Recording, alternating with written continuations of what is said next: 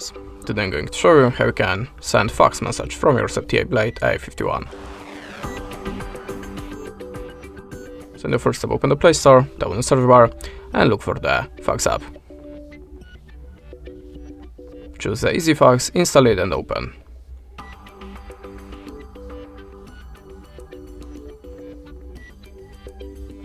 Add the permissions to camera and to the files. Remember, there you have your free credits banner. Okay, now click on the plus and choose source of your document.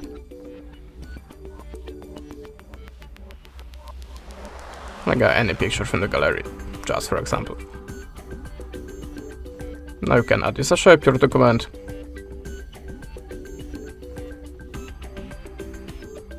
If you already click arrow icon, now you can choose a filter for photo. After that, click accept.